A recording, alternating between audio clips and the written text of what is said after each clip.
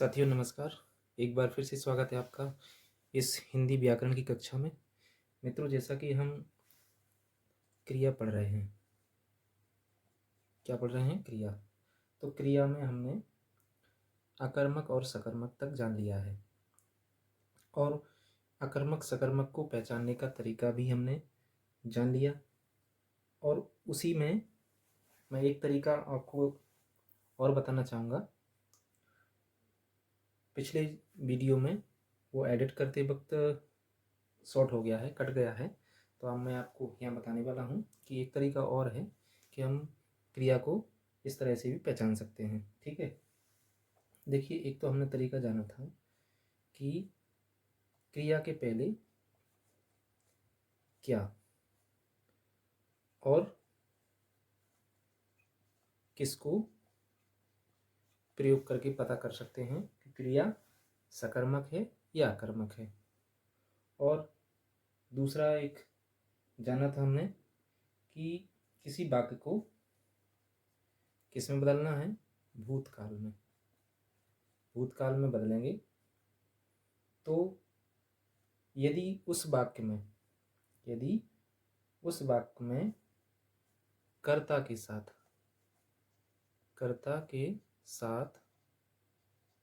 क्या हो? ने विभक्ति, या कहें कर्ता के साथ ने जुड़ा हो, तो सदैव क्रिया कैसी होगी? सकर्मक होगी। ठीक है, क्रिया कैसी होगी? सकर्मक होगी।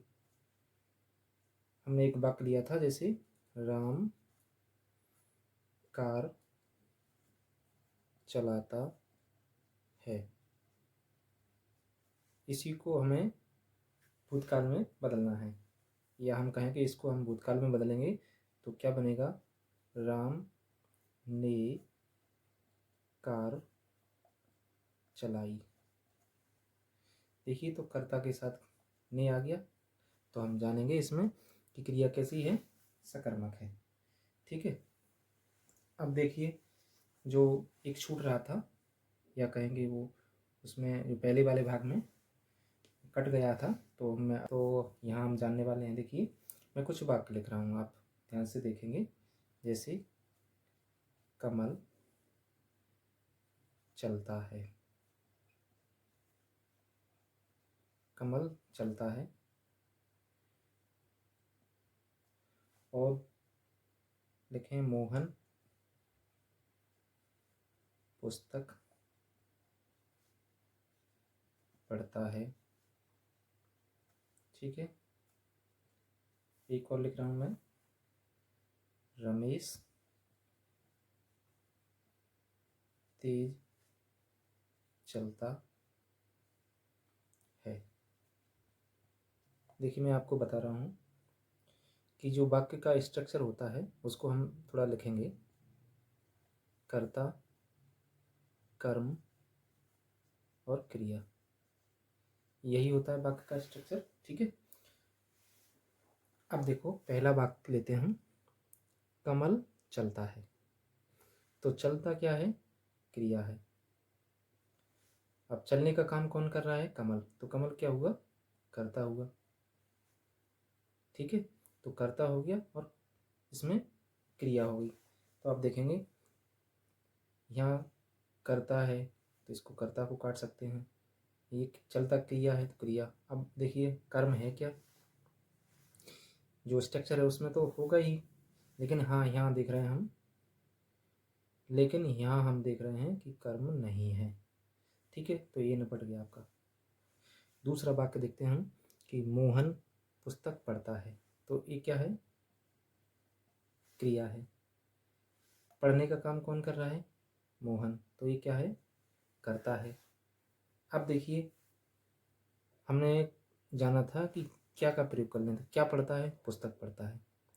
तो यहाँ से पता चल गया हमें ये क्या है? कर्म है। ठीक है, और स्ट्रक्चर की बात करें तो देखिए, कर्ता कर्म क्रिया, तो यहाँ आ गया कर्ता कर्म क्रिया, तो कर्म कहाँ है? बीच में है। ठीक है, इसको आप इस तरह से जान के रखिए। अगला वाक्य है कि रमेश तेज चलता है, तो देखिए, चलने का काम कौन कर रहा है? रमेश, तो रमेश क्या होगा, करता है, और चलता क्रिया है।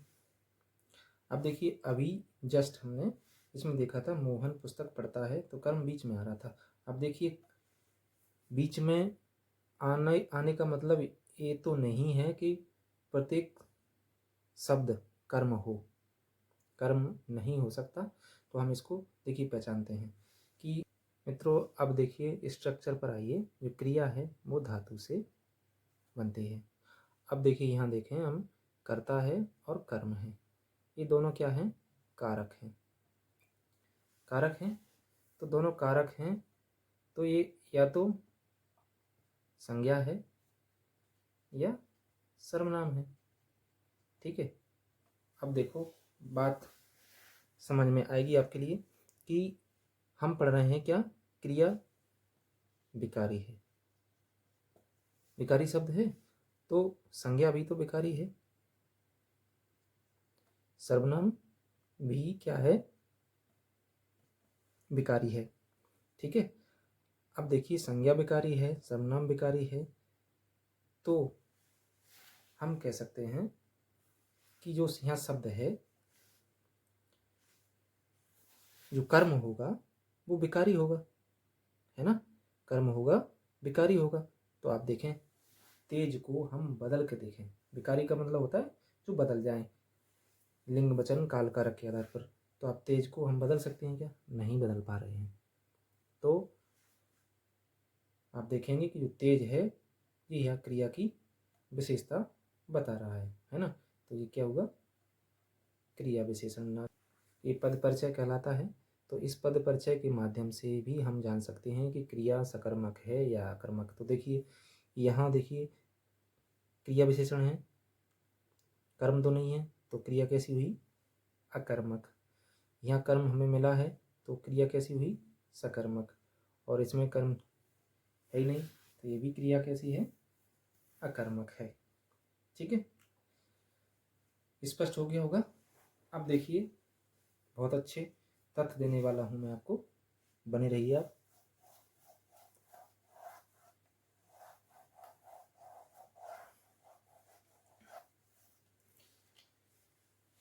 जैसे मैं वाक्य लिख रहा हूं, पेड़ से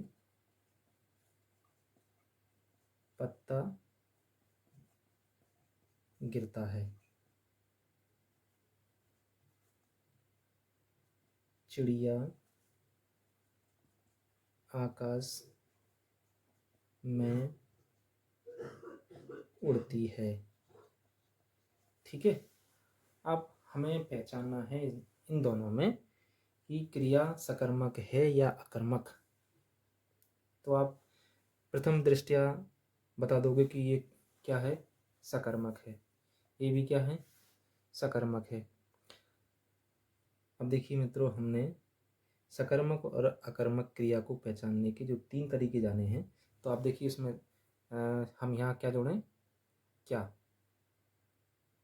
क्या उड़ती है, तो उत्तर आपका क्या हो जाएगा, चिड़िया उड़ती है ना, चिड़िया उड़ती है। तो यहाँ से आपको ऐसा लगेगा कि ये तो सही है, चिड़िया तो है ही। अब ध्यान देने वाली बात है, अब दूसरा देखना, यहाँ देखा पेड़ से पत्ता गिरता है। ठीक है, यहाँ भी देखो अब कि क्या गिरता है, पत्ता गिरता है, आप उत्तर दे दोगे। ठीक है, आप देखें हम यहाँ उड़ती क्या है, क्रिया। ठीक है, यहाँ गिरता क्या है, क्रिया है। दोनों को देखेंगे हम ध्यान से। हमें पता है कि जो काम करता है, जो काम करता है वही तो कर्ता कहलाता है। तो उड़ कौन रहा है, आप देखिए कौन उड़ रहा है, चिड़िया उड़ रही है ना। तो चिड़िया कर्ता होगा या कर्म, समझिए बात के लिए, है ना। अब देखिए यहाँ जो आकाश लिखा है ना, आकाश में, तो ये क्या है, अधिकरण कारक है, अधिकरण कारक है, अधिकरण कारक है। अब देखो इसको देखें हम कि क्रिया गिरता है। ठीक है, अब गिरने का काम कौन कर रहा है, पत्ता गिर रहा है, तो पत्ता कर्म होगा या कर्ता होगा। तो आप देखेंगे यहाँ पत्ता क्या है, करता है करता। और पेड़ से यहाँ अपादान कारक है, अपादान कारक है। आप समझ लीजिए इसको ध्यान से। ये भी क्या है, अकर्मक, और ये भी अकर्मक। आप इसको गलत नहीं करेंगे अब, या हो सकता है कहीं गलत भी लिखा हो, लेकिन आप सुधार कर लेना। ठीक है, दोनों अकर्मक के उदाहरण हैं। हुए कि नहीं दोनों अकर्मक के उदाहरण? ठीक है, अब देखिए मैं एक और वाक्य लिख रहा हूँ।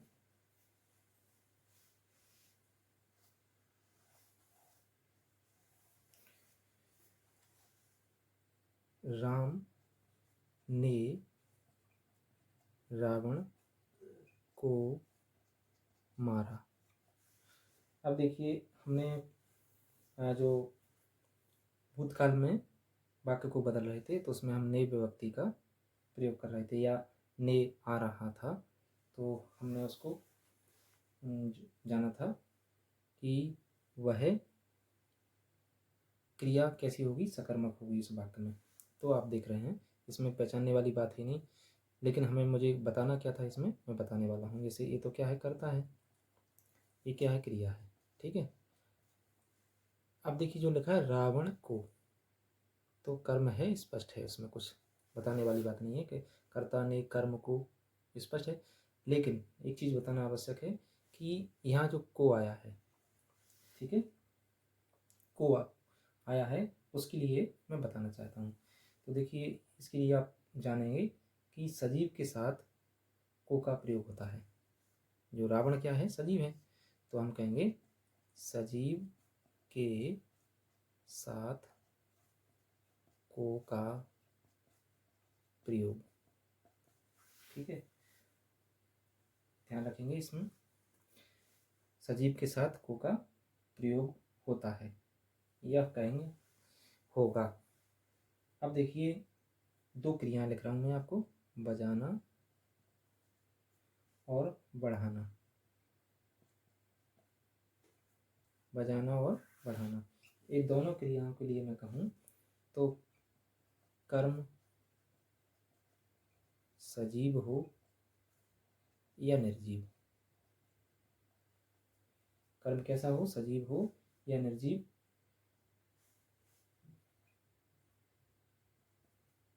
निश्चित रूप से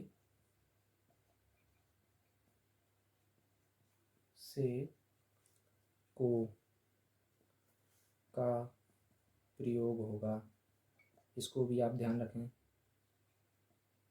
यहाँ हम लिख रहे थे कि सजीव के साथ को का प्रयोग होगा, लेकिन जो बजाना और बढ़ाना जो दो क्रिया हैं, तो उनके साथ में कर्म सजीव हो या निर्जीव हो, निश्चित रूप से को का प्रयोग होगा। ठीक है, इस तथ्य को आप विशेष रूप से ध्यान रखें। ठीक है, चलिए आगे चलते हैं। अब देखिए, अब मित्रों देखिए, हमने अकर्मक और सकर्मक को जानते हुए उसको कैसे पहचानेंगे ये भी जान लिया हमने। अब देखिए सकर्मक के भेद भी होते हैं, उनको भी हम जान लेते हैं। सकर्मक, ठीक है, सकर्मक के दो भेद हैं। कौन है? एक तो है एक कर्मक, और दूसरा भेद है द्विकर्मक। ठीक, द्विकर्मक है, या हम कह सकते हैं बहुकर्मक। तो हम देखिए स्पष्ट है, ज़्यादा इसमें विचार करने वाली बात है ही नहीं है कि एक कर्मक मतलब जिसमें एक कर्म हो, एक कर्म। ठीक है, और द्विकर्मक की बात आती है या बहुकर्मक की बात आती है, तो उसमें दो कर्म। ठीक है, तो देखिए मैं वाक्य लिख रहा हूं, आप समझेंगे कि राम ने रोटी खाई। ठीक है, दूसरा लिख रहा हूं, शिक्षक ने छात्रों को पढ़ाया। और देखिए, मैं लड़के को वेद पढ़ाता हूँ। ठीक है, एक और लिख रहा हूँ वाक्य में, शिक्षक ने छात्रों को हिंदी पढ़ाई। ठीक है, मैंने 4 वाक्य लिखे हैं, आप देखेंगे एक एक करके कि राम ने रोटी खाई। तो सबसे पहले हम देख रहे हैं कि राम ने है तो क्रिया सकर्मक होगी ही। तो अब देखिए, हमें देखना है कि एक कर्मक है या द्विकर्मक है। ठीक है, तो आप देख रहे हैं यहाँ रोटी है तो ये एक कर्मक है। ठीक है, शिक्षक ने छात्रों को पढ़ाया। शिक्षक ने छात्रों को पढ़ाया। तो देखें, शिक्षक ने छात्रों को पढ़ाया, तो ये भी क्या है, एक कर्मक है। अब देखिए, मैं लड़के को वेद पढ़ाता हूँ, तो लड़के को वेद पढ़ाता हूँ। तो आप देख रहे हैं स्पष्ट है, इसमें द्विकर्मक है। शिक्षक ने छात्रों को हिंदी पढ़ाई। छात्रों को हिंदी पढ़ाई। अब देखिए, मैं और वाक्य लिख रहा हूँ, आप उसमें बताइएगा, और जो हम कहीं नहीं जान पाए वो यहाँ से आप जानिए। ठीक है, देखिए मैं वाक्य लिख रहा हूँ कि राम मोहन को कलम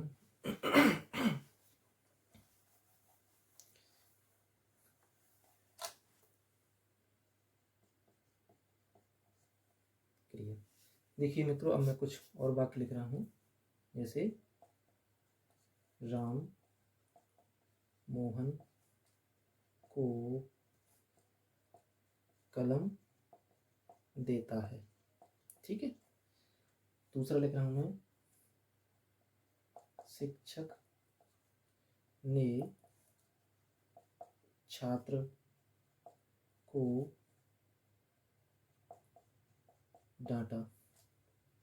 ठीक है, अगला लिख रहा हूँ, राजा ने गरीबों को कंबल दान दिए। ठीक, एक वाक्य और लिख रहा हूँ, आप, न्यायाधीश ने अपराधी को मृत्युदंड सुनाया।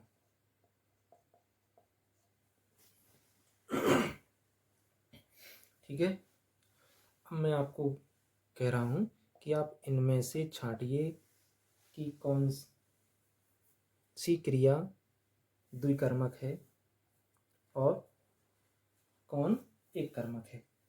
ठीक है, देखिए सबसे पहला वाक्य लिखा है, राम मोहन को कलम देता है। तो मोहन को कलम देता है, तो आप देख रहे हैं द्विकर्मक है। शिक्षक ने छात्र को डांटा। शिक्षक ने छात्र को डांटा, तो आप इसमें देखिए एक कर्मक है, क्रिया सकर्मक भी है और एक कर्मक है। अब देखिए तीसरा, राजा ने गरीबों को कंबल दान दिए। और चौथा है, न्यायाधीश ने अपराधी को मृत्युदंड सुनाया। तो देखिए मैं यहाँ लिख रहा हूँ कि यहाँ तो लिख रहे हैं हम द्विकर्मक। ठीक है, यहाँ है एक कर्मक, और इसके लिए लिख रहा हूँ मैं एक कर्मक, और इसके लिए लिख रहा हूँ मैं द्विकर्मक। तो आप देखें, इन जो पहला है, दूसरा है और चौथा है, तो इसमें तो आप सोच रहे होंगे कि ये सही है, और मैंने जो लिखा है 1, इसके लिए हो सकता है आप कुछ अलग सोच रहे हो। मैंने 1 लिखा है, आप 2 सोच रहे हो, तो इसी के बारे में हमें जानना है। 1 क्यों है, कैसे है, वो हमें जानना है। ठीक है, बहुत महत्वपूर्ण है, जानिए कैसे है। ठीक है, इसमें कर्म 2 हैं, है ना, कर्म 2 हैं, लेकिन मैं एक कर्मक मान रहा हूँ। कैसे मान रहा हूँ आप देखिए, जानेंगे हम बहुत अच्छी तरीके से। देखिए, जहाँ द्विकर्मक, तो कर्म क्या कितने होंगे, 2 होंगे।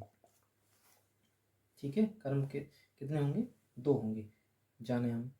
देखिए, एक तो होता है उसमें मुख्य कर्म, कौन सा, मुख्य कर्म, और दूसरा होता है आपका गौण कर्म।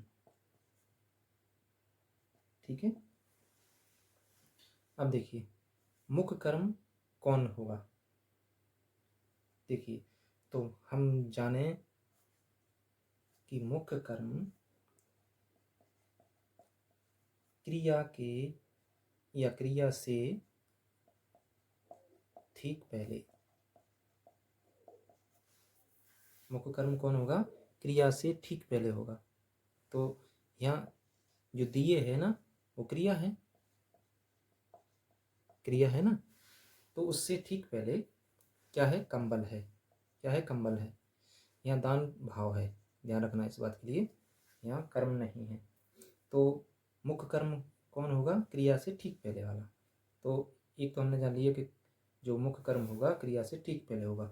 अब बात आती है कि आप यदि इसको भूल जाते हैं किसी कारणवश, तो दूसरा तथ्य ये है कि वह निर्जीव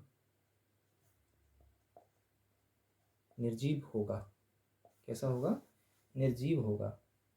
ठीक है, और यदि इसको भी भूल जाते हैं हम, तो देखिए एक और है, को विभक्ति रहित, को विभक्ति रहित। देखिए मित्रों, इसमें 3 तरीके हो गए मुख्य कर्म को पहचानने के। ठीक है, एक ना एक तो आपको याद रहेगा ही रहेगा। अब देखिए गौण कर्म की बात करते हैं। तो गौण कर्म जो मुख्य कर्म है उसके पहले होगा, है ना। अभी हम जो मुख्य कर्म पहचान रहे थे तो वो क्रिया के पहले आ रहा था, लेकिन गौण कर्म जान रहे हैं कि कहाँ होगा। तो इसको हम जाने, गौण कर्म मुख्य कर्म के पहले होगा। ठीक है, तो यहाँ लिखेंगे हम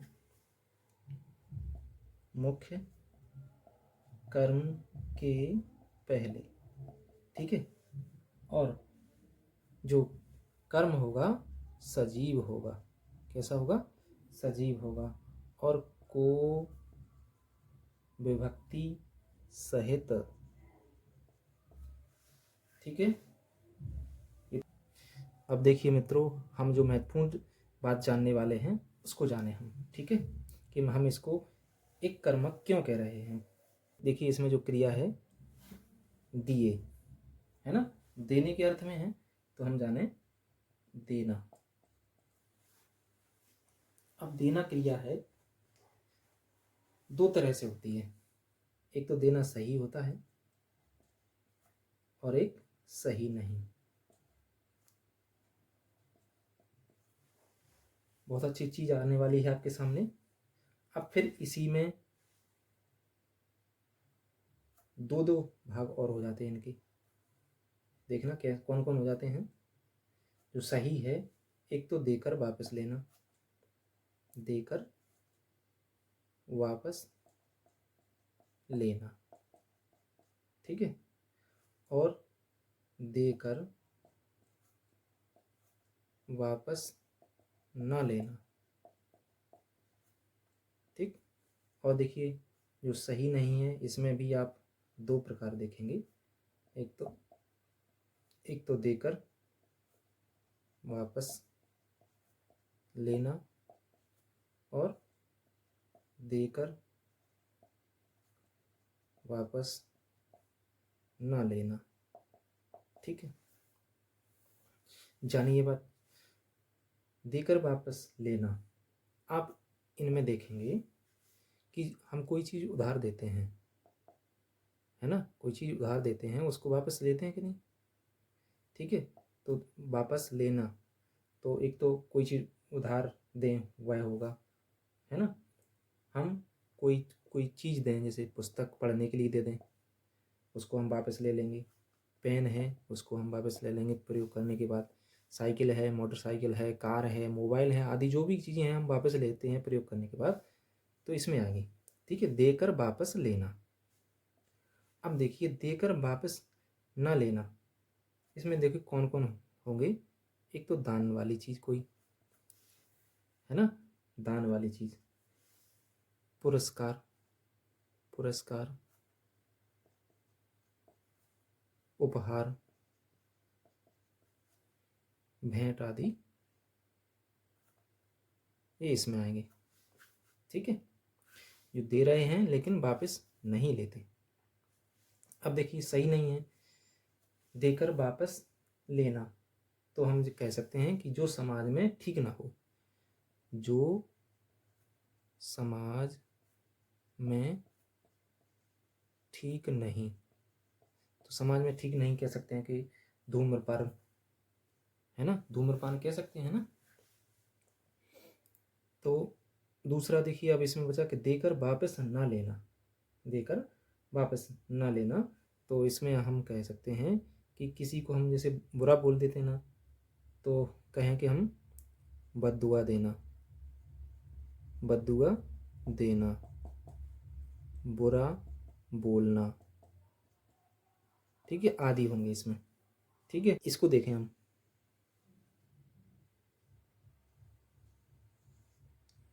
वापस ना लेना, तो वापस ना लेने में देखिए दान, पुरस्कार, उपहार, भेंट, गिफ्ट आदि जो भी हैं, तो इनके लिए विशेष ध्यान रखें हम कि जब ऐसी स्थिति बनी हो तो हम इसमें कह सकते हैं, इसमें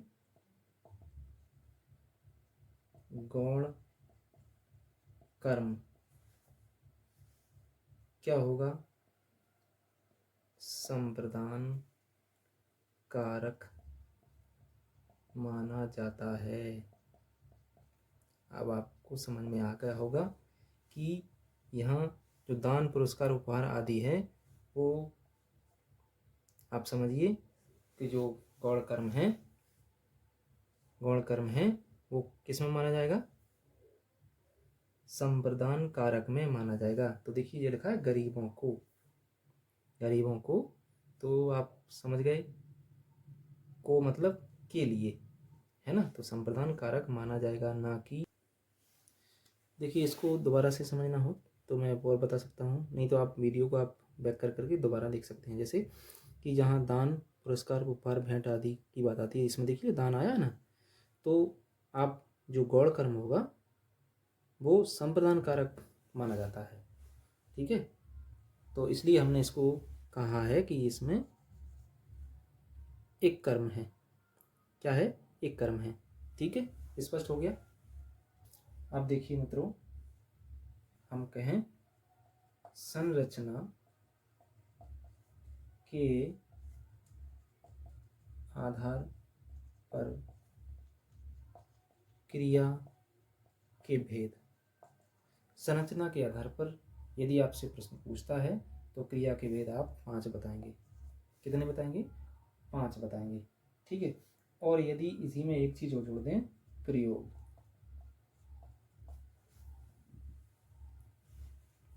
प्रयोग व संरचना के आधार पर, तो क्रिया के भेद हो जाते हैं 8। कितने हो जाते हैं, 8। अब देखिए 8 कौन कौन से हैं हम जानते हैं। सबसे पहले हम लिखें जो 5 संरचना के आधार पर, तो एक तो है संयुक्त क्रिया, ठीक है, दूसरी है पूर्वकालिक क्रिया, ठीक है, फिर है प्रेरणार्थक, फिर है आप नाम धातु, इसके बाद कृदंत। अब ये कितनी हुई, 5 हुई, ठीक है। ये तो हुई कौन, संरचना के आधार पर। अब देखिए हम जो 3 और रही हैं कौन कौन है, एक तो सामान्य क्रिया है, सामान्य क्रिया, और सहायक क्रिया, और सजातीय। ये आपके जो 8 भेद हैं हो गए 8। ठीक है, अब देखिए इनको थोड़ा थोड़ा जान लेते हैं हम एक एक करके। सबसे पहले हम जाने सामान्य क्रिया। ठीक है, तो सामान्य क्रिया की बात करते हैं तो सिंपल सी बात है, जो सामान्य क्रिया है उसमें कहें एक कार्य, कार्य कितने, एक, और क्रिया पद भी क्या होंगे, और क्रियापद एक, कार्य भी एक और क्रियापद एक। वो कौन सी क्रिया कहलाएगी, सामान्य क्रिया। जैसे बालक पुस्तक पढ़ता है, ठीक है, राम विद्यालय जाता है, हैं, ये सामान्य क्रिया के उदाहरण हो गए। अब देखिए हम पढ़ते हैं संयुक्त क्रिया।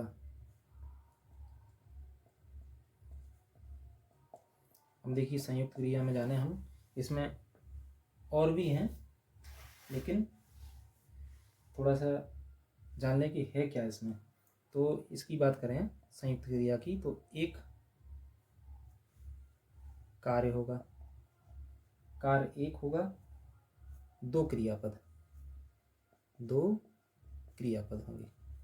कार्य एक है और क्रियापद 2 होंगे। जैसे हम वाक्य लेते हैं, पानी बरसने लगा, तो बरसना और लगा 2 क्रियापद आ गए। ठीक है, अब इनके अब देखिए संयुक्त क्रिया के भी भेद हैं।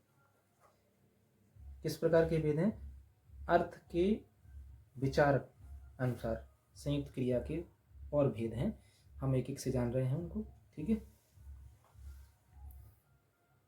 संयुक्त क्रिया के यहाँ लिख देता हूँ, संयुक्त क्रिया। देखिए नंबर 1, एक तो आरंभ बोधक। एक देखिए मित्रों, संयुक्त क्रिया का पहला भेद है आरंभ बोधक। ठीक है, अब आरंभ बोधक शब्द से ही हमें समझ में आ रहा है कि कोई कार्य शुरू होना है ना। तो हम कह सकते हैं कि जिस संयुक्त क्रिया से क्रिया के प्रारंभ होने का बोध होता है उसे आरंभ बोधक संयुक्त क्रिया कहते हैं। जैसे हम वाक्य लिख रहे हैं, वह पढ़ने लगा, हो गया, आरंभ बोधक है। अब देखिए दूसरा, अब मैं ज़्यादा कुछ नहीं बताऊंगा, आप शब्द से ही समझ जाना। समाप्ति बोधक। ठीक है, समाप्ति बोधक। तो समाप्ति बोधक जैसे मैं लिख रहा हूं, वह खा चुका है। तीसरा लिखें हम, अवकाश बोधक। अवकाश बोधक की बात करें तो हम देखिए वाक्य से ही समझ में आ जाएगा, अब उसे जाने भी दो, है ना। शब्द से आप समझ रहे होंगे, ज़्यादा बताने वाली बात नहीं है। अगला है नित्यता बोधक। नित्यता बोधक, जैसे इसमें वाक्य ले लें हम कि हवा चल रही है, पेड़ बढ़ता है ना, ऐसा कुछ जिसमें नित्यता का बोध हो। मित्रों आज के लिए बस इतना ही। अगली कक्षा में हम जो क्रिया का कुछ भाग और रहा है उसको पूरा जानेंगे। तब तक के लिए नमस्कार।